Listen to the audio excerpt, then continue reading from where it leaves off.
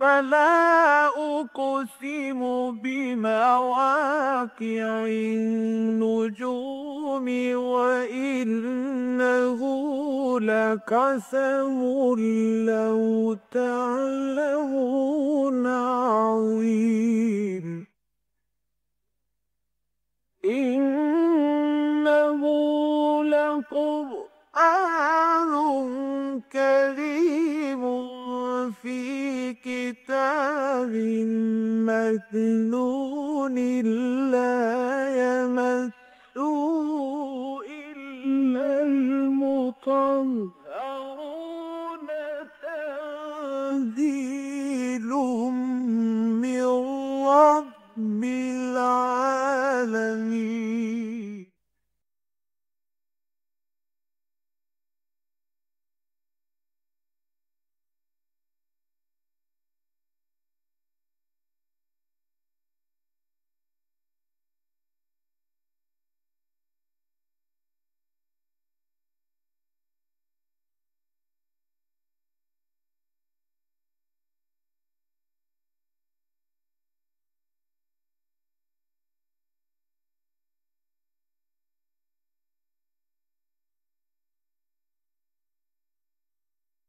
نحمده ونصلي على رسوله الكريم أما بعد فقد قال الله تبارك وتعالى كما ورد في آخر سورة المائدة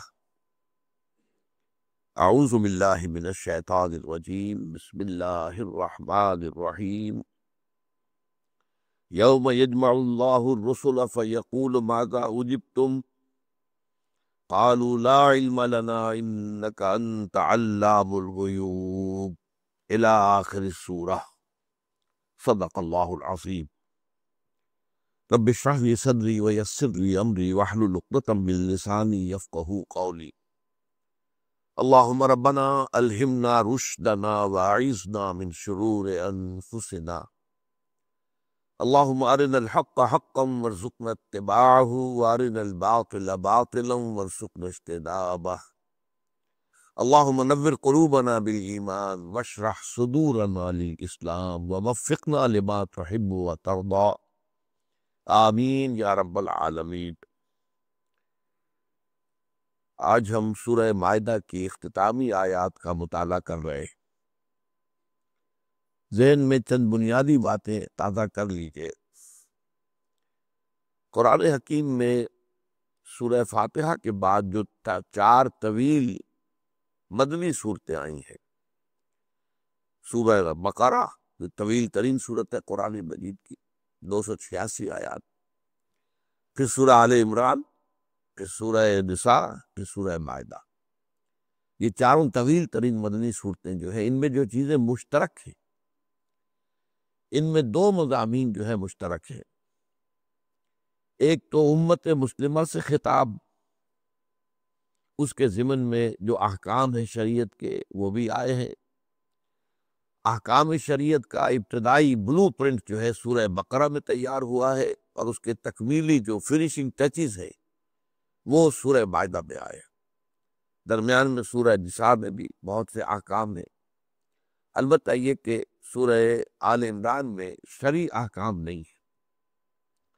لیکن امت مسلمہ سے خطاب میں دوسرا پہلو ہے اللہ کی راہ میں جہاد، جد و جہد، محنت، انفاق، یہ بھی ان صورتوں کے اندر کھل کر باتیں آتی رہی ہے۔ لیکن یہ کہ دوسرا حصہ جو ان صورتوں کا ہے وہ ہے اہل کتاب پر کو دعوت اور ان پر اتمام حجت، یہود اور نصارہ پر ان کو دعوت بھی دی گئی ہے، ہر انداز میں دی گئی ہے، اپیل کے انداز میں بھی، دلیل کے انداز میں بھی، ان کے غلط مذمومہ خیالات کی تردید کی گئی ہے، نفی کی گئی ہے، انہیں سمجھایا گیا ہے، موعظہ حسنہ کو بھی استعمال کیا گیا ہے، اور جادلہم باللتی احسن کا انداز بھی اختیار کیا گیا ہے، ان کو تنبیہ بھی آئی ہے، اور ان کے لیے جو اللہ کی طرف سے انذار ہے وہ بھی ہوا ہے، اور اس کے ساتھ یہ کہ اتمام حجت ہو گیا ہے ان کے اوپر کہ حضور کی دعوت اور قرآن حکیم کے پیغام کے ضمن میں کوئی اجتماع باقی نہیں رہا۔ اگلی جو 2 صورتیں آ رہی ہیں قرآن مجید میں، سورہ انعام اور سورہ اعراف، اس میں اصل خطاب ہے مشرکین مکہ سے، مشرکین عرب سے، اور ان پر اتمام حجت۔ تو اس پہلو سے ان صورتوں کے آپس کے مضامین کا جو ربط ہے اس کو سمجھ لینا چاہیے۔ اب یہاں جو ہے یہ جو آیات آج ہم پڑھ رہے ہیں یہ نصارہ پر گویا کہ اتمام حجت ہے اللہ کی طرف سے، اور بڑے ہی یوں سمجھیے کہ بلیغ انداز میں، دل میں اتر جانے والے انداز میں ان کی گمراہیوں پر متنبع کیا گیا ہے۔ اور پھر یہ کہ قیامت میں جو ایک مکالمہ ہوگا اللہ کا مکالمہ ہوگا، ویسے تو تمام انبیاء اور رسل کے ساتھ، لیکن پھر خاص طور پر حضرت عیسیٰ ابن مریم کے ساتھ اس کا ذکر آیا ہے۔ تو اس پہلو سے یہ دو رکوع جو ہے، چونکہ ایک تسلسل کے ساتھ مضمون اس میں ہے، اور اس میں عام طور پر وہ باتیں آئی ہیں کہ جو اس سے پہلے بھی مختلف مواقع پر آ چکی ہیں، لہذا کچھ زیادہ تشریح کی ضرورت نہیں ہے، بلکہ ان کو ہم ایک یوں سمجھیے کہ تیزی کے ساتھ پڑھیں گے اور بات انشاءاللہ سمجھ میں آ جائے گی۔ فرمایا یوم یجمع اللہ الرسل، ذرا اس دن کا دھیان کرو، تصور کرو۔ یوما چونکہ یہاں پر مفعول ہے، میم پر ضمر ہے، تو گویا کہ اذکروا یوما، یعنی یاد کرو جو اس دن کو، یجمع اللہ الرسل، جس دن کے جمع کرے گا اللہ تعالیٰ رسولوں کو۔ اور یہاں ظاہر بات ہے کہ صرف رسولوں کو نہیں، رسولوں کی امتوں کو بھی جمع کرے گا۔ وہاں رسول جو ہے گواہی دیں گے کہ اے اللہ، تیرا جو دین، تیری دعوت، تیرا پیغام جو ہم تک آیا تھا اپنی قوموں کے لیے، ہم نے انہیں پہنچا دیا تھا۔ اور یہ گویا کہ جو دنیا میں ان کے ذریعے سے اتمام حجت ہوا، اسی کا ایک ظہور ہوگا کہ وہ گواہی دیں گے، وہ شہداء بن کر کھڑے ہوں گے، جیسا کہ قرآن مجید میں سورہ نساء میں آیا ہے کہ جب کہ یوم نبعث فی کل امت شہیدا علیہ، ہر امت کے اندر وہ جو ہے وہ ایک شہید، ایک گواہ ان کے خلاف کھڑا ہوگا، وہ ان کا رسول ہوگا۔ اے اللہ، میں نے تیرا پیغام پہنچا دیا تھا، اب یہ ذمہ دار ہے۔ یہی میں نے کئی مرتبہ آپ سے عرض کیا ہے کہ اسی کی تیاری میں حضور نے خطبہ حجۃ الوداع میں گواہی لی ہے، 1.25 لاکھ کا مجمع جو تھا، الا هل بلغت، میں نے بات پہنچا دی یا نہیں؟ اور پورے اس حاضرین کے مجمع نے بیک زبان یہ کہا کہ انا نشہد انک قد بلغت الرسالۃ وادیت الامانۃ ونصحت الامۃ وکشفت الغمۃ۔ ہاں حضور، ہم گواہ ہیں کہ آپ نے حق رسالت ادا کر دیا، حق امانت ادا کر دیا۔ جو بات آپ کے پاس آئی تھی وہ امانت تھی، وہ ہمارے لیے اللہ نے بھیجی تھی، آپ نے وہ امانت ہم تک پہنچا دی، اور آپ نے امت کی خیر خواہی کا حق ادا کر دیا، اور آپ نے تاریکیوں کے، گمراہیوں کی تاریکیاں جو ہے ان کے بادل جو ہے چھاٹ دیے۔ پھر اس کے بعد آپ نے انگشت شہادت اٹھائی ہے، پہلے آسمان کی طرف، پھر لوگوں کی طرف اشارہ کیا، اللہم اشہد، اللہم اشہد، اللہم اشہد، 3 مرتبہ، اے اللہ تم ہی گواہ رہے، یہ مان رہے ہیں کہ میں نے پہنچا دیا۔ تو یہ جو اجتماع ہوگا قیامت کے دن، تمام انسان حاضر ہوں گے، جیسے کہ عالم ارواح کے اندر جب ہماری سارے سب لوگوں کی روحیں موجود تھیں تو ہم سے عہد دیا گیا تھا، الستم بربکم قالوا بلی۔ اس وقت جو ہے ہمارے اجساد نہیں تھے، جسم نہیں تھے، ابھی صرف عالم امر کی جو ہے تخلیق یا تکوین ہوئی تھی، صرف ارواح انسانی اور فرشتے، وہ بھی روح ہے، اسی لیے حضرت جبرائیل کو الروح الامین کہا گیا، روح القدس کا، وہ بھی روح ہے۔ تو ارواح جو ہے انسانی اور فرشتے، یہ تو یوں سمجھیے کہ آپس میں بھائی بہن ہیں یا بہنیں ہیں، جو بھی چاہے آپ کہہ دیں، ان کا مادہ تخلیق ایک ہی ہے، نور سے تخلیق کی ہے۔ یہ جو ارواح ہے انسانی اور جو ارواح ہے ملائکہ کی شکل میں، تو اس وقت ہم سب کے سب حاضر تھے۔ قیامت کے دن پھر سب کے سب حاضر ہو گئے، چنانچہ سورہ کہف میں کہا گیا ہے لقد جئتمونا کما خلقناکم اول مرہ، آ گئے ہو نا ہمارے پاس جیسے کہ ہم نے تمہیں پیدا کیا تھا پہلی مرتبہ۔ پہلی پیدائش صرف عالم ارواح میں تھی، دوسری پیدائش اس عالم مادی میں ہوئی ہے۔ اس عالم مادی میں ترتیب علیحدہ ہے، باپ کے بعد بیٹا، بیٹے کے بعد پوتا، پوتے کے بعد پڑ پوتا، نسل کے بعد دوسری نسل، پھر اگلی نسل۔ لیکن یہ کہ وہاں کیا تھا، سب کے سب جمع، اور وہاں پھر ہوں گے قیامت کے دن سب کے سب جمع۔ تو اس میں ایک خاص سوال جواب جو ہے رسولوں سے ہوگا، یوم یجمع اللہ الرسل فیقول ماذا اجبتم، پھر اللہ تعالیٰ فرمائے گا کہ آپ کو کیا جواب ملا، آپ کی قوموں نے آپ کی دعوت پر کیا رد عمل ظاہر کیا۔ قالوا لا علم لنا انک انت علام الغیوب، وہ کہیں گے کہ پروردگار ہمیں معلوم نہیں، یقیناً تو ہی ہے سب کچھ جاننے والا، تمام غیبوں کا علم رکھنے والا۔ اب اس میں ایک نقطہ پوشیدہ ہے جو ذرا تدبر سے سامنے آتا ہے کہ رسولوں کی زندگیوں میں جو بھی جواب دیا ہے ان کی قوموں نے، جو رد عمل وہ تو ان کے علم میں تھا، لیکن امت تو ایک لمبی شے ہے نا، اس کی تاریخ ہوتی ہے۔ حضرت مسیح کی امت کی 600 برس تاریخ تھی، حضور کے اور حضرت مسیح کے درمیان 600 برس کا فاصلہ ہے۔ حضرت موسیٰ اور حضرت عیسیٰ کے درمیان 1400 برس کا فاصلہ ہے۔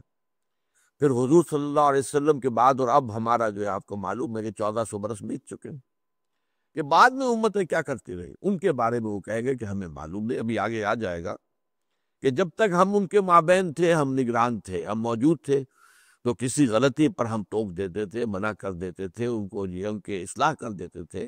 جب ہمیں انہیں موت دے دی، ہمیں اٹھا لیا، تو اس کے بعد انہوں نے کیا کیا یہ تو ہی جانتا ہے، ہمیں صحیح معلوم نہیں ہے۔ لا علم لنا انک انت علام الغیوب۔ اس قال اللہ، اب یہاں خاص مکالمہ جو شروع ہو رہا ہے حضرت عیسیٰ علیہ السلام کے ساتھ، کیونکہ یہاں پر جیسا کہ میں بتا چکا ہوں کہ اصل خطاب جو ہے وہ نصارہ سے ہے، عیسائیوں سے ہے۔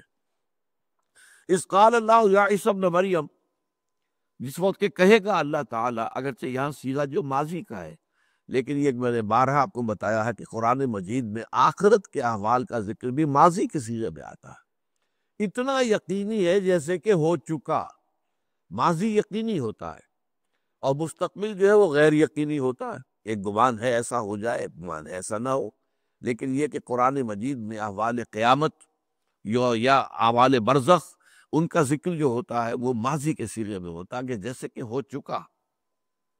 اس قال اللہ یا عیسی ابن مریم، جبکہ فرمائے گا اللہ اے مریم کے بیٹے عیسیٰ، اذکر نعمتی علیک وعلی والدتک، ذرا یاد کرو میری نعمت، میرا احسان، میرا فضل، میرا کرم جو ہوا تم پر اور تمہاری والدہ پر۔ اذ ایدتک بروح القدس، جبکہ میں نے تمہاری تائید کی، تمہیں مدد پہنچائی، تمہیں سہارا دیا روح القدس کے ذریعے سے، حضرت جبرائیل علیہ السلام۔ یہ میں نے ابھی کہا تھا کہ وہ روح القدس بھی ہے، روح الامین بھی ہے۔ نزل بہ روح الامین علی قلبک، تو حضور کے قلب مبارک پر قرآن مجید کو نازل کرنے والے بھی روح الامین ہے، حضرت جبرائیل۔ اور حضرت جبرائیل کا معاملہ خاص ہے حضرت عیسیٰ علیہ السلام کے ساتھ، کیونکہ انہوں نے ہی پھونک ماری تھی حضرت مریم سلام علیہا کے جسم میں، جس کے نتیجے میں کہ حمل ٹھہرا تھا۔ نفخنا فیہ من روحنا، اور جیسا کہ سورہ تحریم میں آیا ہے، وَنَفَخْتُ فِيهِ، یہ بھی واحد کے صیغے میں بھی آیا ہے۔ تو اِذْ أَيَّدتُّكَ بِرُوحِ الْقُدُسِ، پہلی بات تو یہ، تُكَلِّمُ النَّاسَ فِي الْمَهْدِ وَكَهْلًا، تو گفتگو کرتا تھا لوگوں سے جبکہ پگھوڑے میں تھا یا گود میں تھا ماں کی، اور پھر بڑی عمر کو پہنچ کر بھی۔ اب ظاہر بات ہے کہ یہ جو معجزہ ہے یہ میرے علم کی حد تک، میں نے بہرحال تھورلی تو مطالعہ نہیں کیا ہے اناجیل کا، لیکن یہ انجیلوں میں میرے علم کی حد تک مذکور نہیں ہے۔ قرآن مجید نے زیادہ وضاحت کے ساتھ بات بیان کی ہے کہ حضرت مریم سلام علیہا جب بچے کو لے کر آئی ہیں اپنی آبادی میں، تو اب ان کے اوپر ظاہر بات ہے کہ ایک طوفان کھڑا ہو گیا۔ یہ کیا لے آئی؟ یا مریم لقد جئت شیئا فریا، یا اخت ہارون ما کان ابوک امرأ سوء وما کانت امک بغیا، یہ کیا ہے؟ یہ کیا طوفان لے آئی ہو تم؟ یہ کوئی زنا کیا تم نے، ولد الحرام ہے یہ تمہاری گود کے اندر کون ہے؟ فاشارت الیہ، تو اشارہ کر دیا حضرت مریم نے اس بچے کی طرف۔ قالوا کیف نکلم من کان فی المہد صبیا، تو انہوں نے کہا ہم کیسے بات کریں اس سے، یہ تو بچہ ہے، یہ کیا بتائے گا؟ اس وقت پھر حضرت موسیٰ بولے ہیں، قال انی عبد اللہ آتانی الکتاب وجعلنی نبیا وجعلنی مبارکا اینما کنت واوصانی بالصلاۃ والزکاۃ ما دمت حیا وبرا بوالدتی ولم یجعلنی جبارا شقیا والسلام علی یوم ولدت ویوم اموت ویوم ابعث حیا۔ اب ظاہر بات ہے کہ اگر یہ نہ ہوتا تو آپ سوچئے کہ حضرت مریم کی خناسی کیسے ہوتی؟ ظاہر بات ہے کہ شادی ان کی ہوئی نہیں تھی۔ اگرچہ یہودیوں کا کہنا یہ ہے کہ ان کا رشتہ ہو چکا تھا، یوسف نجار ایک بڑھئی تھے یہ یوسف، ان سے یوسف نجار، تو رشتہ ہو چکا تھا، وداعی نہیں ہوئی تھی، نکاح نہیں ہوا تھا، اس سے پہلے ہی انہوں نے آپس میں وہ اختلاط کیا جس کے نتیجے میں حمل ٹھہرا اور حضرت مسیح پیدا ہو گئے۔ یہی وجہ ہے کہ وہ حضرت مسیح کو ماسٹر کہتے ہیں، حرامی۔ وہ حلال زیادہ نہیں ہے، حرام زیادہ ہے، یہ کہتے ہیں، کھل کر کہتے ہیں۔ اور ان کی جرأتوں کا عالم یہ ہے کہ عالم مغرب میں رہتے ہوئے، عیسائیوں میں رہتے ہوئے، اور ان کے وجود کا اس وقت سارا دار و مدار عیسائیوں کی سپورٹ پر ہے، لیکن یہ بات کو کھل کر کہتے ہیں۔ سن آف مین، تم کہتے ہیں سن آف گاڈ، یہ واز سن آف مین، اور مین سے چونکہ شادی تو ہوئی نہیں تھی تو ظاہر بات ہے کہ پھر وہ اس کے بغیر گویا کہ وہ قانونی اولاد تو نہ ہوئی، حلال اولاد تو نہ ہوئی۔ تو قرآن مجید نے اس بات کو جس طرح کھول کر بیان کیا ہے وہ میرے علم کی حد تک انجیل میں نہیں ہے، اور اس میں ظاہر بات ہے کہ سوال اٹھتا ہے پھر کہ کیسے آخر برداشت کیا قوم نے۔ اس معجزے سے بات ثابت ہوتی ہے کہ قوم جو ہے خاموش ہو گئی، اب اس کے بعد وہ کیا بول سکتی ہے؟ اتنا بڑا معجزہ دیکھ لیا انہوں نے۔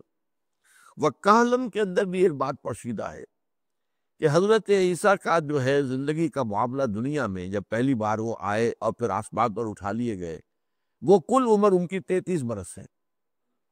30 برس کی عمر میں انہوں نے اپنی دعوت و تبلیغ کا آغاز کیا ہے، اور 3 برس کی صرف منسٹری اسے کہتے ہیں یہ لوگ، یعنی دعوت و تبلیغ جو ہے تو 3 برس کی تھی، اس کے بعد وہ اٹھا لیے گئے۔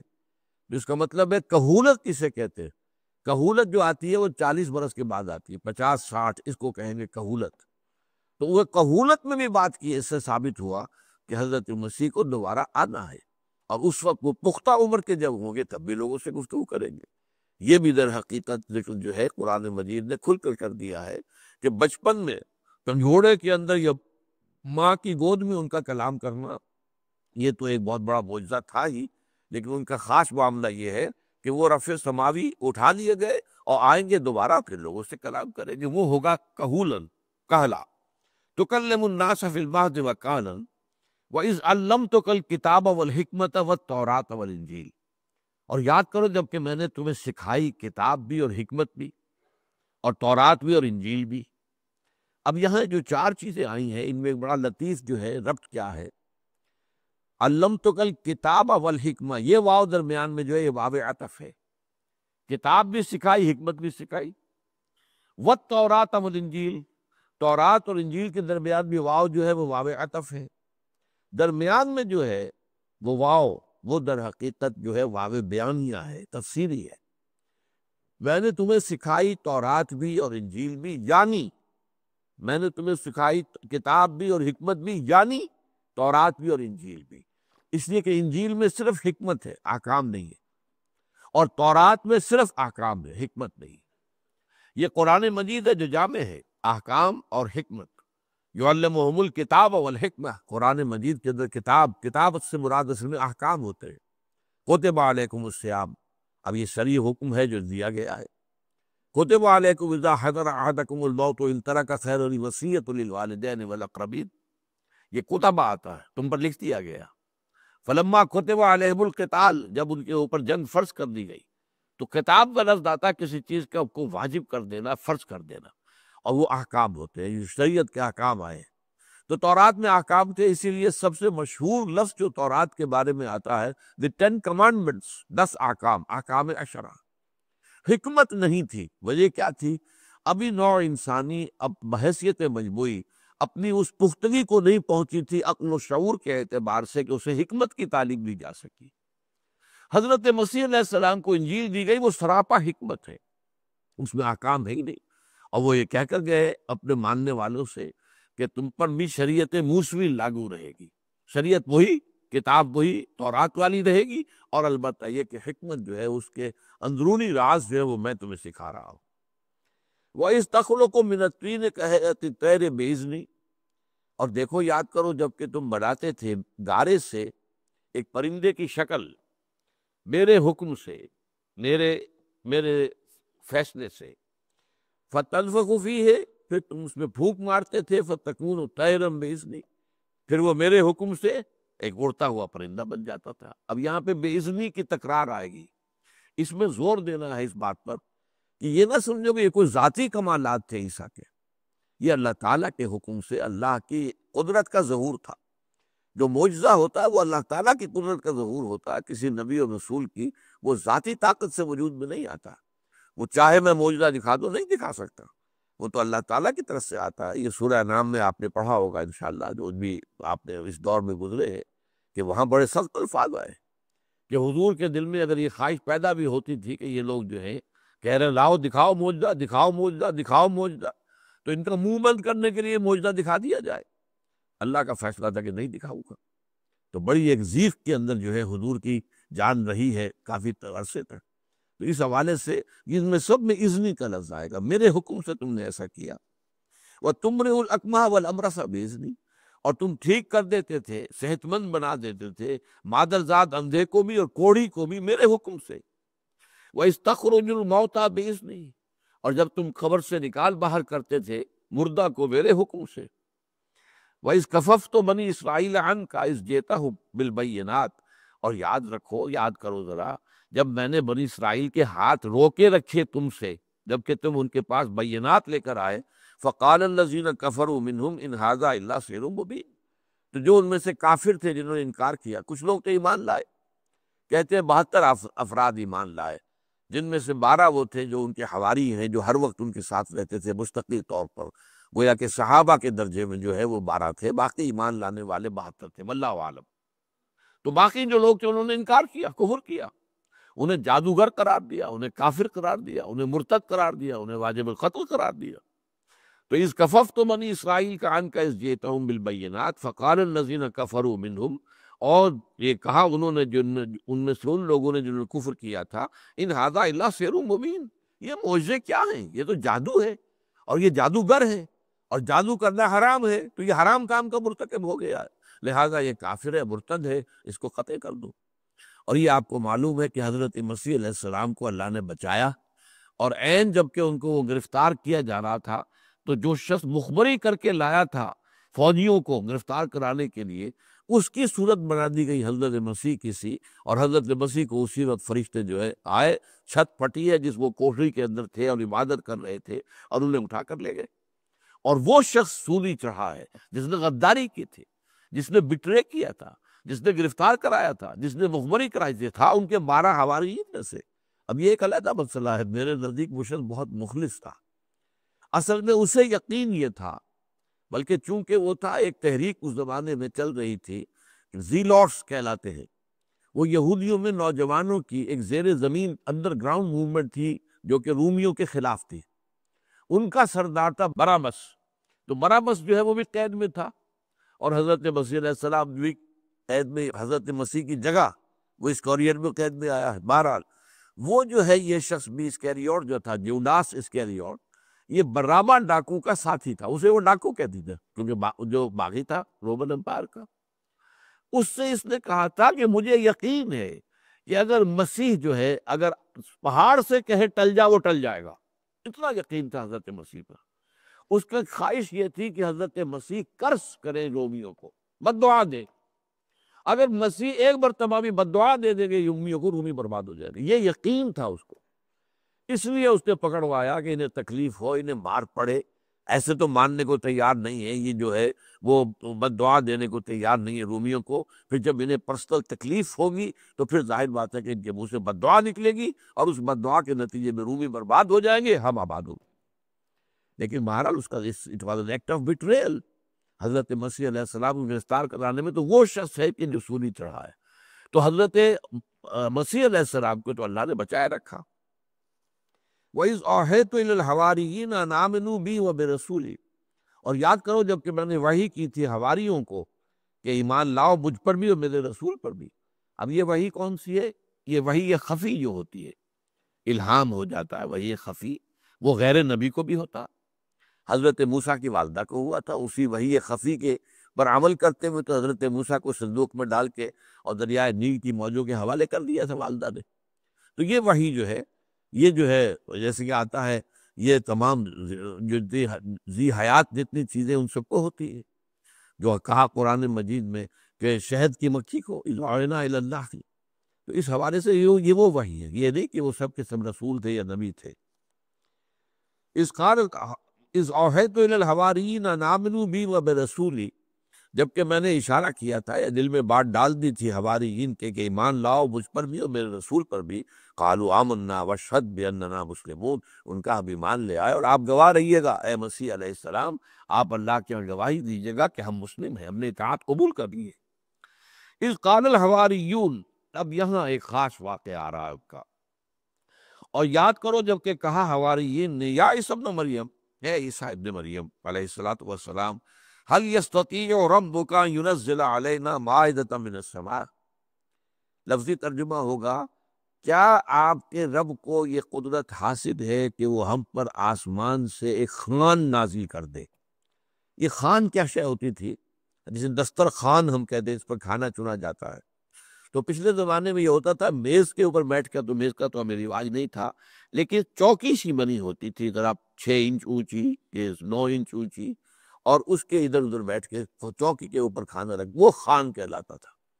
حضور صلی اللہ علیہ وسلم کے بارے میں حدیث آتی ہے ما اکل النبی صلی اللہ علیہ وسلم علی الخوان قط.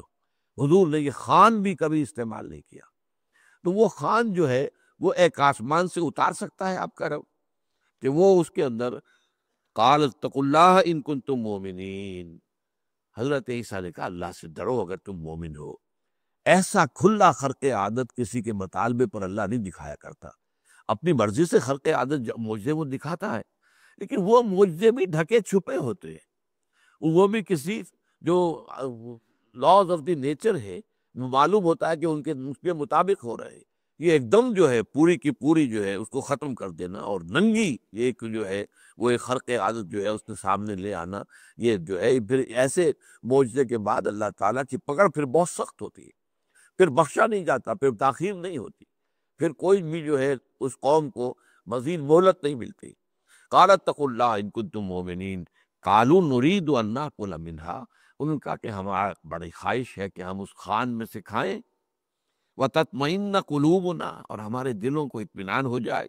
ونعلم ان قد صدقتنا، اور ہمیں یقین ہو جائے کہ آپ نے جو باتیں ہم سے کہی ہیں وہ حقیقت ہیں، سچی ہیں بالکل. ونکون علیہا من الشاہدین، اور ہم اس پر گواہ ہو جائیں. اب یہاں وہ سوال پیدا ہوتا ہے کیا اس سے پہلے انہیں ایمان حاصل نہیں تھا، اطمینان نہیں تھا؟ یہاں یاد کیجئے کہ حضرت ابراہیم نے بھی اللہ سے دعا کی تھی رب ارنی کیف تحیی الموتى قال اولم تؤمن قال بلی ولکن لیطمئن قلبی. جب حضرت ابراہیم نے استدعا کی پروردگار مجھے دکھا دے تو مردوں کو کیسے زندہ کرے گا؟ فرمایا کیا تم ایمان نہیں رکھتے اے ابراہیم؟ آپ نے پھر عرض کیا یقیناً ایمان رکھتا ہوں، ایمان ہے، ایمان بالغیب تو ہے، لیکن یہ کہ میں چاہتا ہوں کہ مجھے وہ یقین کامل حاصل ہو جائے، میرا دل اس کے اوپر بالکل ٹھک جائے. ولیکن لیطمئن قلبی.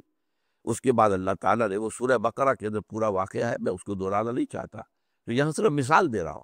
ایمان تو ان کے اندر پہلے بھی تھا، لیکن اس کے اندر انہوں نے چاہا کہ اتنا اضافہ ہو جائے، اتنی یقین کی کیفیت ہو جائے کہ بالکل پھر اس کے اندر کسی شک و شبے کا کوئی کانٹا چبھا نہ رہ جائے.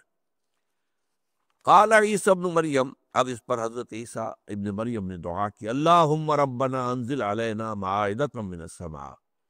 اے اللہ، اے ہمارے پروردگار، ہم پر آسمان سے ایک خوان اتار دے، بھرا ہوا، کھانے سے بھرا ہوا خوان.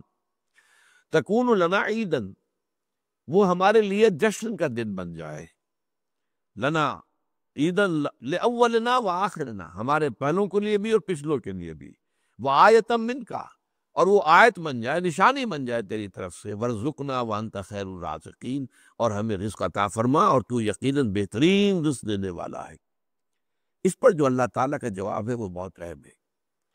قال اللہ انی منزلها علیکم، اللہ نے فرمایا ٹھیک ہے وہ تو میں کر ہی دوں گا، میں لازماً تم پر وہ جو ہے خوان اتار دوں گا.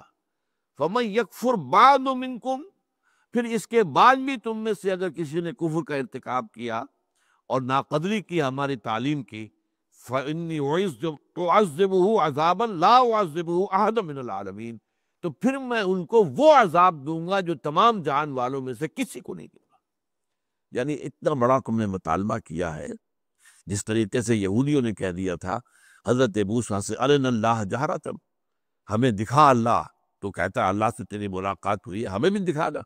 اور یہ جو ہے اس کے اوپر آپ کو معلوم ہے صاعقہ ان کے اوپر آیا، ان سب کے اوپر موت طاری ہو گئی تھی، پھر اللہ نے انہیں دوبارہ زندہ کیا.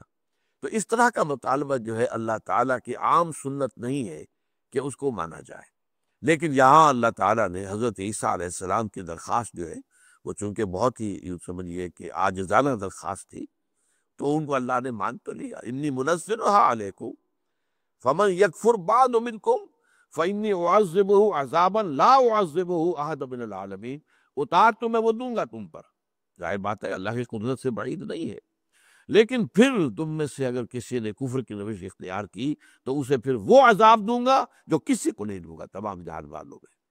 اب اس میں یہ ہے کہ آیا وہ خوان اترا یا نہیں، اس کا ذکر انجیل میں نہیں ہے اور قرآن میں بھی نہیں ہے۔ ایک امکان یہ ہے، بعض مفسرین نے کہا کہ ہو سکتا ہے کہ اتنی بڑی دھمکی جب اللہ تعالیٰ کی طرف سے آ گئی تو شاید کہ ان کے حواریین نے اپنا وہ تقاضا، اپنی وہ فرمائش واپس لے لی ہو، واللہ اعلم۔ لیکن یہ بھی ہو سکتا ہے کہ وہ خوان اترا ہو، جیسے کہ الفاظ بڑے وہ ہے یقینی والے ہیں، انی منزلها علیکم، اس میں اصل میں یہ آتا ہے کہ منزل جو ہے یہ اسم فاعل ہے، اور جہاں اسم فاعل آتا ہے وہاں بہت تاکید ہوتی ہے۔ تو یہ انی انزلها علیکم اگر فعل کی شکل میں آتا کہ میں اسے نازل کر دوں گا تم پر، تو اس میں وہ تاکید نہ ہوتی۔ انی منزلها علیکم، میں لازماً اسے اتار دوں گا تم پر، تو اس سے میرا گمان تو یہ ہے کہ خوان اترا ہے اور انہوں نے اس میں سے کھایا ہے اور وہ ان کے لیے ایک آیت بنی ہے۔ لیکن بہت سے مفسرین کی رائے یہ ہے کہ ہو سکتا ہے، اور یہ ہو سکتا ہے کہ حد تک مجھے بھی اختلاف نہیں، کہ اللہ تعالیٰ کی طرف سے چونکہ اس کے اوپر ناپسندیدگی کا بڑا شدید اظہار ہوا اور پھر دھمکی جو ہے بہت سخت ہے، لہذا اس کے پیش نظر ہو سکتا ہے کہ انہوں نے اپنا وہ مطالبہ یا فرمائش واپس لے لی ہو۔ وَإِذْ قَالَ اللَّهُ يَا عِيسَى ابْنَ مَرْيَمَ، اب یہاں دیکھیے ذرا انداز خشونت کا اور غصے کا، اور یاد کرو جب کہ کہے گا اللہ تعالیٰ، اے عیسیٰ ابن مریم، أَأَنْتَ قُلْتَ لِلنَّاسِ اتَّخِذُونِي وَأُمِّيَ إِلَٰهَيْنِ مِن دُونِ اللَّهِ، کیا تم نے کہا تھا اپنے لوگوں سے کہ مجھے اور میری ماں کو بھی اللہ کے میرے سوا جو ہے اللہ کے سوا معبود بنا لیتا؟ اب یہ جو انداز سخت ہے، اس میں نوٹ کرنے کی بات کئی دفعہ میں درس میں بات کر چکا ہوں کہ بسا اوقات سختی اللہ تعالیٰ کی طرف سے بظاہر تو کسی کی طرف ہو رہی ہوتی ہے، لیکن اس سختی کا اصل رخ جو ہے، وہ غضب جو ہے، وہ کسی اور کی طرف ہوتا ہے۔ ایک کہاوت بھی ہمارے ہاں کی گھریلو اردو زبان میں ہے کہ بیٹی نہیں بیٹی تجھ سے کہوں اور بہو ری بہو تو کان دھر، یعنی بہو سے براہ راست کچھ کہنے کی بجائے بہو برا بن جائے گی۔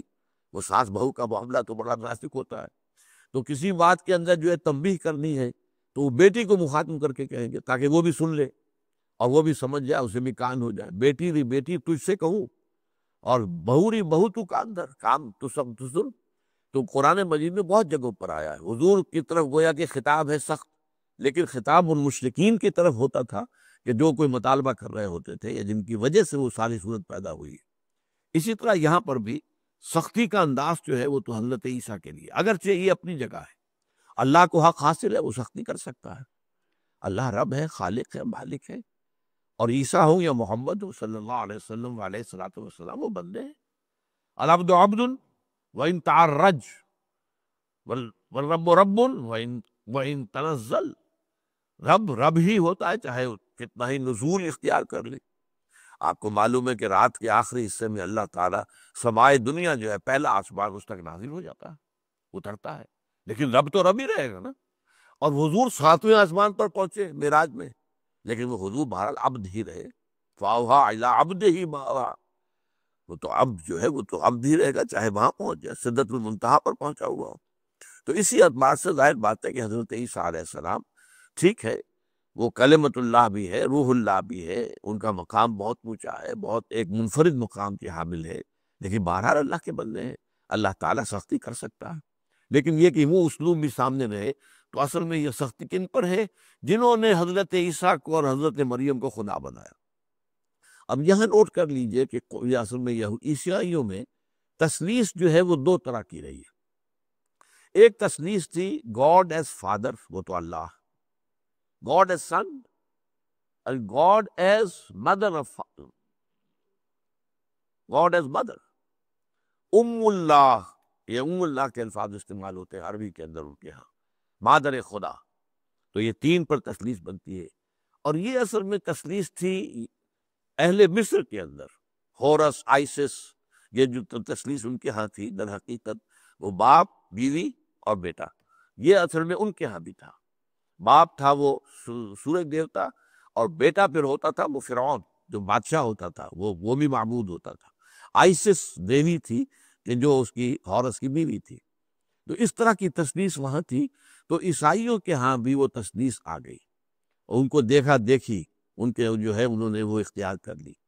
لیکن بعد میں حضرت عیسیٰ کو، حضرت مریم کو اس میں سے خارج کر دیا گیا، اگرچہ ان کی الوہیت کا ایک عقیدہ ان کے دلوں کے اندر جو ہے وہ موجود رہا، کہ وہ بھی گویا کہ ایک الوہیت کے اوصاف سے متصف ہیں۔ لیکن یہ ہے کہ بہرحال اب جو ٹرینٹی دنیا میں ہے اس میں شامل حضرت مریم نہیں ہے، گاڈ اور سن حضرت جیسس اور ہولی گھوسٹ یعنی حضرت جبرائیل، ان تین کو ملا کر وہ ایک بناتے ہیں، اور کہتے ہیں یہ ایک ہی ہے، ایک ہی کے تین پہلو ہے، اللہ اور یہ حضرت عیسیٰ اور حضرت جبرائیل، یہ ایک ہی یونٹی کے تین ایسپیکٹس ہیں۔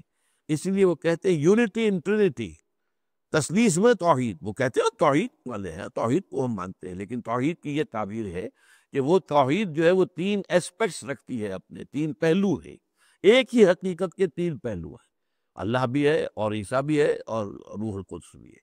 بہرحال حضرت مریم سلام علیہا، ان کے لیے بھی مجسمے بنائے گئے، انہیں پوجا گیا، یہاں تک کہ حضور کے زمانے میں جو رومی شہنشاہ تھا ہرقل کے جھنڈے پر حضرت مریم کی تصویر تھی۔ حضرت مریم کو انہوں نے گویا کہ انووک کیا تھا اپنی مدد کے لیے، ان کی فوجوں کے آگے جو جھنڈے چلتے تھے اس میں تصویر حضرت مریم سلام علیہا کی ہوتی تھی۔ وَإِذْ قَالَ اللَّهُ يَا عِيسَى ابْنَ مَرْيَمَ أَأَنْتَ قُلْتَ لِلنَّاسِ اتَّخِذُونِي وَأُمِّيَ إِلَٰهَيْنِ مِن دُونِ اللَّهِ، اے مریم کے بیٹے عیسیٰ، کیا تم نے کہا تھا لوگوں سے کہ مجھے اور میری ماں کو بھی دو الہ بنا لینا من دون اللہ، اللہ کے سوا؟ قال سبحانک ما یکون لی ان اقول ما لیس لی بحق، حضرت عیسیٰ عرض کریں گے بارگاہ خداوندی میں، تو پاک ہے پروردگار، اور مجھے ہرگز کوئی حق نہیں تھا کہ میں وہ بات ان سے کہوں کہ جو حق نہیں ہے، میں ان کے سامنے غلط بات نہیں رکھ سکتا تھا، میرے لیے یہ روا نہیں تھا۔ ان کنت قلتہ فقد علمت، اگر میں نے وہ بات ان سے کہی ہوتی تو تیرے علم میں ہوتی، تیرا علم تو محیط ہے ہر چیز کو، تیرے علم سے باہر تو نہیں ہو سکتی۔ تعلم ما فی نفسی ولا اعلم ما فی نفسک، تو تو واقف ہے اس سے بھی جو میرے دل میں ہے، میں نہیں جانتا کہ تیرے دل میں کیا ہے۔ یہ ہے عبدیت۔ اللہم انی عبدک ابن عبدک وابن امتک فی قبضتک ماضٍ فی حکمک ناصیتی بیدک ماضٍ فی حکمک عدل فی قضاؤک۔ ذرا اللہ رکھی، اے اللہ میں تیرا بندہ ہوں، میرا باپ بھی تیرا غلام تھا، میری ماں بھی تیری ادنیٰ کنیز ہے، میں تیرے قبضے میں ہوں، تیرے قبضے قدرت میں ہوں، میری پیشانی تیرے ہاتھ میں ہے، میرے پورے وجود میں تیرا حکم جاری و ساری ہے، اور میرے بارے میں جو فیصلہ تو کرے وہ عدل ہے، وہ انصاف کو ابدی۔ تو یہ عبدیت کاملہ، اسی طرح کا ظہور یہاں یہ عبدیت کاملہ کا ہے۔ قال سبحانک ما یکون لی ان اقول ما لیس بی حق ما لیس لی بحق ان کنت قلتہ فقد علمت تعلم ما فی نفسی ولا اعلم ما فی نفسک انک انت علام الغیوب، یقیناً تو ہی تمام غیبوں کا جاننے والا ہے۔ جو بھی ہمارے سامنے تو جو چیز ہوتی ہے ہم اس کے جاننے والے ہیں، لیکن جو چیز غیب میں ہے ہم تو اس سے واقف نہیں ہیں۔ ما قلت لہم الا ما امرتنی بہ، اے اللہ میں نے تو ان سے نہیں کہا تھا مگر وہی کچھ جس کا تو نے مجھے حکم دیا تھا، ان اعبدوا اللہ ربی و ربکم، وہی کیا تھا کہ عبادت کرو، بندگی کرو، پرستش کرو۔ عبادت، اطاعت جمع محبت، دونوں چیزیں۔ اطاعت والے پہلو کے لیے بندگی کا لفظ فارسی کا، جیسے کہ کہا شیخ سعدی رحمۃ اللہ علیہ نے کہ زندگی آمد برائے بندگی، زندگی بے بندگی شرمندگی۔ یہ ترجمہ ہے اس آیت کا کہ وما خلقت الجن والانس الا لیعبدون۔ تو اطاعت کاملہ، ہمہ تن ہمہ وقت ہمہ وجوہ اطاعت، یہ تو ہے بندگی۔ اور محبت، انتہائی محبت، تحسین، عظمت کا دل میں ہونا، اس کے احسانات کا احساس، اس کی ملا محبت، یہ محبت پرستش کہلاتی۔ وطن پرستی، قوم پرستی، زر پرستی، شہوت پرستی، دولت پرستی، یہ پرستش نہیں. تو پرستش بھی اللہ کی صرف، اور بندگی بھی اللہ کی. ان اعبدوا اللہ ربی و ربکم، عبادت کرو اللہ کی جو میرا بھی رب ہے تمہارا بھی رب ہے. وَكُنْتُ عَلَيْهِمْ شَهِيدًا مَا دُمْتُ فِيهِمْ، اور اے اللہ پروردگار میں تو ان پر نگران تھا جب تک کہ میں ان کے مابین موجود تھا. ظاہر بات ہے کہ میں انہیں کسی غلط بات کی طرف جانے نہیں دے سکتا تھا، میں نگران تھا. یہاں شہید کے معنی، شہید کہتے ہیں موجود کو. شاہد شاہد من اہلہا، تو شاہد جو ہے گواہی بھی موجودگی کی بنیاد پر ہوتی ہے. جو شخص وقوع کے وقت حاضر ہے تو وہی تو گواہی دینے کا اہل ہے نا. چشمدید گواہ تو وہی ہے.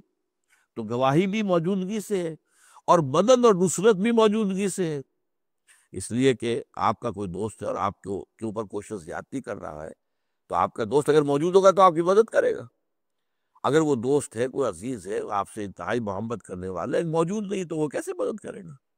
تو اسی حوالے سے پھر وَدْعُوا شُهَدَاءَكُم مِّن دُونِ اللَّهِ، جب سورہ بقرہ میں چیلنج کیا گیا وَإِن كُنتُمْ فِي رَيْبٍ مِّمَّا نَزَّلْنَا عَلَىٰ عَبْدِنَا فَأْتُوا بِسُورَةٍ مِّن مِّثْلِهِ وَادْعُوا شُهَدَاءَكُم مِّن دُونِ اللَّهِ إِن كُنتُمْ صَادِقِينَ.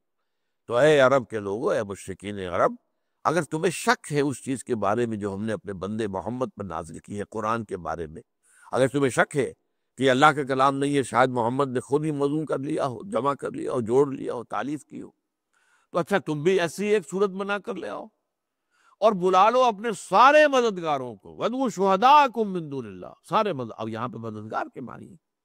تو شہید. اور ایک تیسرے معنی یہ ہے کہ نگران وہی ہو سکتا ہے جو موجود ہو.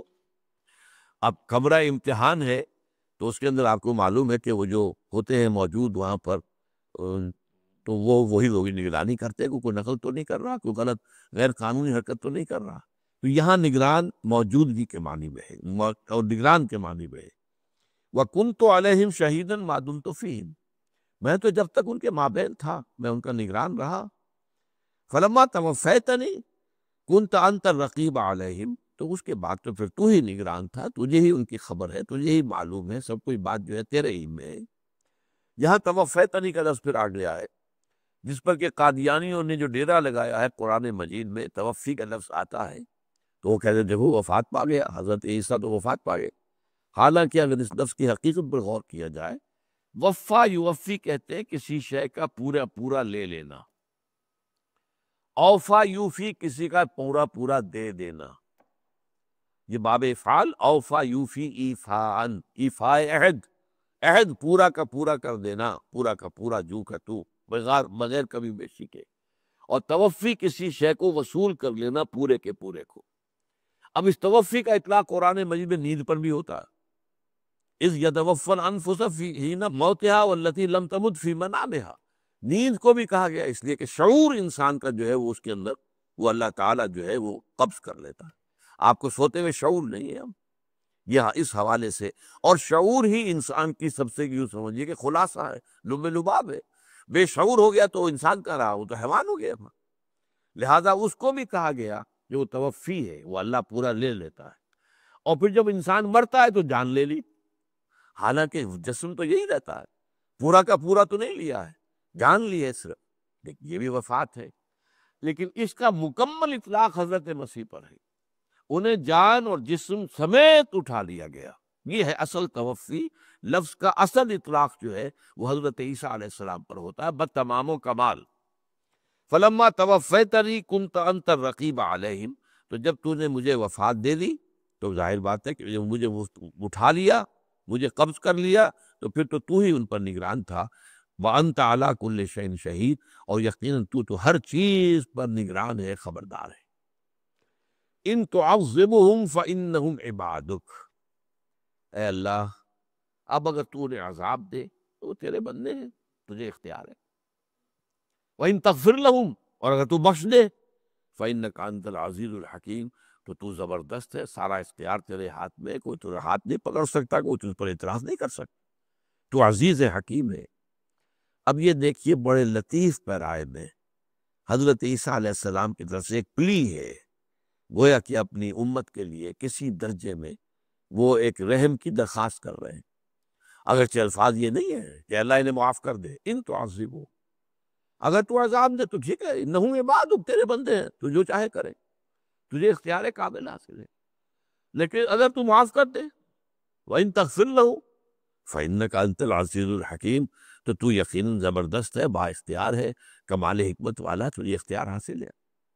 تو اس کو ذہن میں رکھیے، میں نے بارہا یہ کہا ہے کہ ہمارے اور معتزلہ کے ساتھ بریکٹ کر لیجئے شیعہ، معتزلہ پلس شیعہ اور اس کے ورسس اہل سنت، ہمارے نزدیک اللہ پر عدل واجب نہیں ہے۔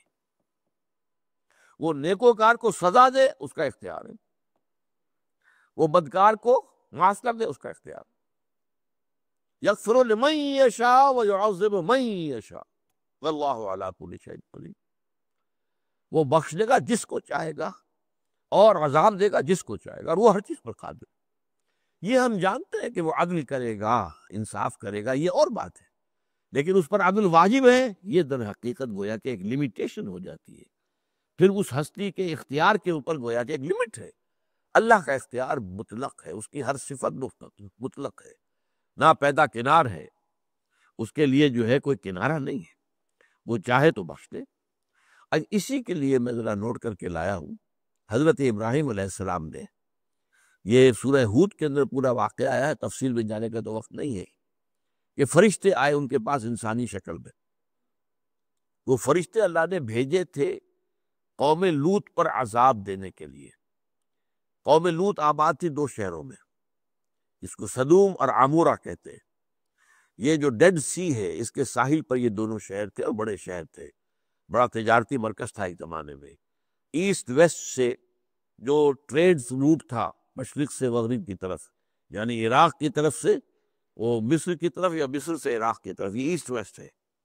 اور ایک تھا ساؤتھ نارتھ، نیچے یمن سے اور جزیرہ نما عرب سے ہو کر قافلے آتے تھے جو میڈیٹرینین سی پر پہنچتے تھے، اور وہاں پر یورپ سے سامان تجارت آتا تھا، اور وہ میڈیٹرینین کے ساحل پر، شام کے ساحل پر اترتا تھا۔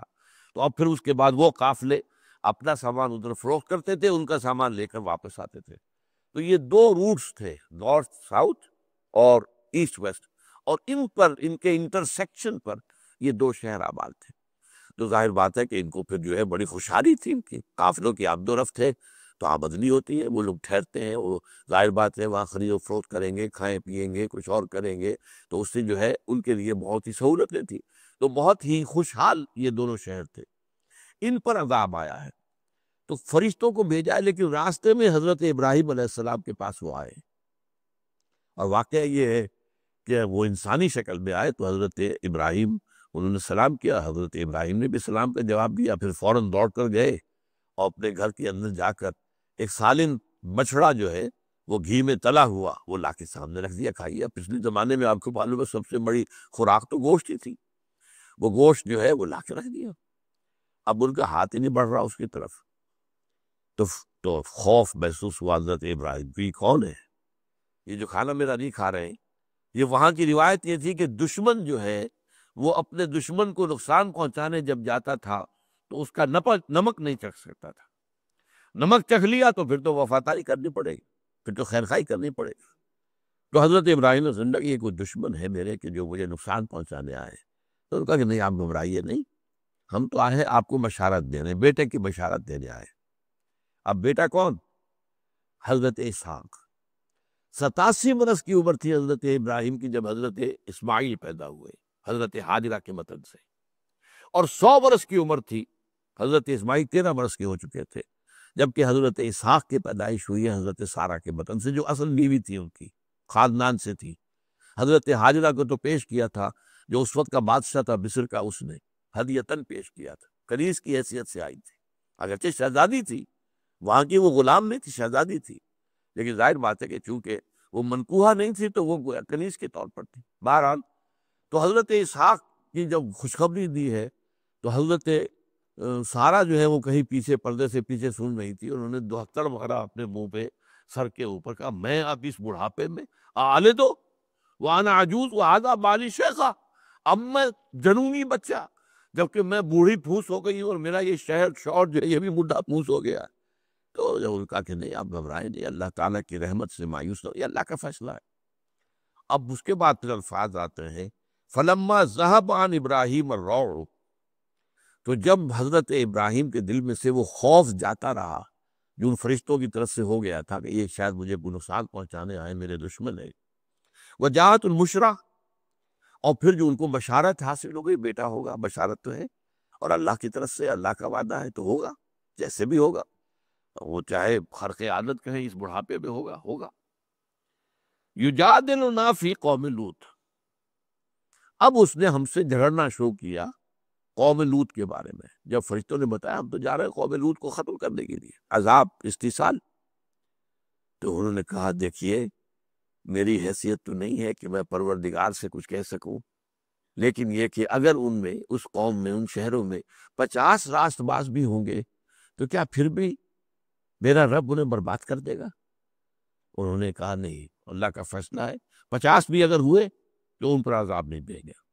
اچھا دیکھیے میں پھر جرات کر رہا ہوں، پھر بڑی ہمت کر رہا ہوں، میری حیثیت تو نہیں ہے، لیکن اللہ سے یہ میری درخواست کی، شاید 40 ہوں وہاں پہ، فرمایا 40 بھی ہوئے، یہ ساری تفصیل تورات میں، یہ تفصیل قرآن میں نہیں ہے، لیکن یجادلنا فی قوم لوط، ہم سے جدال شروع کیا، جدال اسی کو کہتے ہیں بحث مباحثہ، جدال، جادلہم باللتی ہی احسن، تو اب یہ جدال ہوتے ہوتے 5 پر لے آئے۔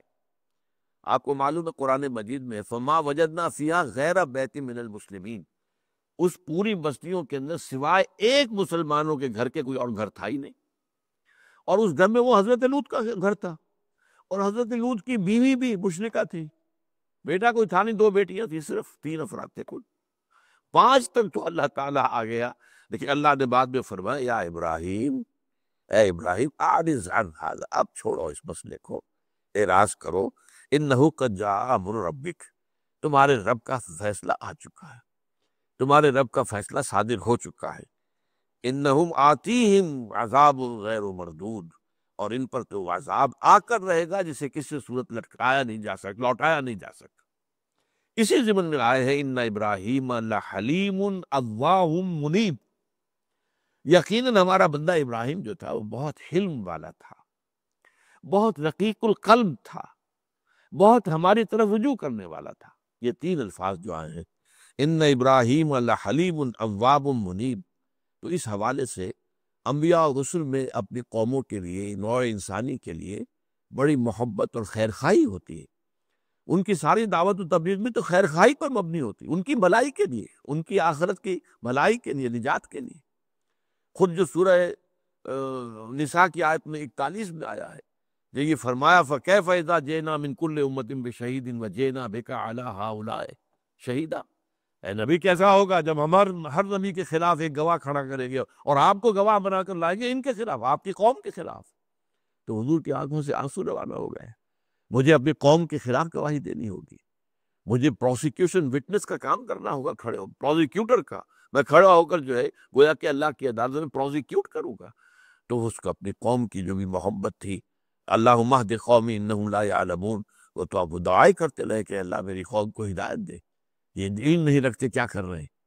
تو اس لیے وہ جو نبیوں اور رسولوں کے اندر اپنی قوموں کے لیے ایک جذبات ہوتے ہیں محبت کے اور رافت کے، تو اس کا ایک اظہار یہاں پر بھی ہو رہا ہے، ان تعظمہم فإنہم عبادک، اگر تو نے عذاب دے تو وہ تیرے بندے ہیں، تیرا اختیار ہے، جس طرح چاہے عذاب دے۔ جیسے کہ ہم کہتے ہیں یہ میری بکری تھی میں نے ذبح کر دی، تم کون ہوتے ہو پوچھنے والے؟ ایسے ہی عرب میں جو رواج تھا، کوئی شخص اپنے غلام کو قتل کر دے جب چاہے کر دے، کوئی اس سے پوچھ گچھ کرنے والا نہیں، کوئی مقدمہ درج نہیں ہوگا، کوئی پرچہ نہیں کٹے گا، کچھ نہیں ہوگا، اس لیے میرا غلام تھا میں نے قتل کر دیا، میری بکری تھی میں نے ذبح کر دی، تو کوئی مجھ سے پوچھ نہیں سکتا، تو تمہیں تیرے بندے ہیں، تجھے کوئی پوچھنے والا نہیں ہے، اگر تو انہیں عذاب دے تو کوئی بھی تجھ پر اعتراض کرنے کا حق نہیں رکھتا، اور اگر تو معاف کر دے تو عزیز ہے، حکیم ہے، کمال حکمت والا۔ قال اللہ ھذا یوم ینفع الصادقین صدقہم، آخری بات اللہ فرمائے گا، اللہ کہے گا آج کا دن وہ ہے کہ جس دن سچوں کو ان کی سچائی نفع دے گی، یعنی حضرت عیسیٰ کی ساری بات کو اللہ تعالیٰ نے سچائی کے اوپر مبنی قرار دیا۔ جو کچھ انہوں نے کہا کہ میں نے نہیں کہا تھا ان سے کہ مجھے اور میری والدہ کو بھی اللہ کے سوا معبود بنا لو، میں نے تو وہی کچھ کہا تھا اللہ جس کا تو نے مجھے حکم دیا تھا، تو یہ ساری صداقت پورا صدق جو ہے واضح ہو گیا۔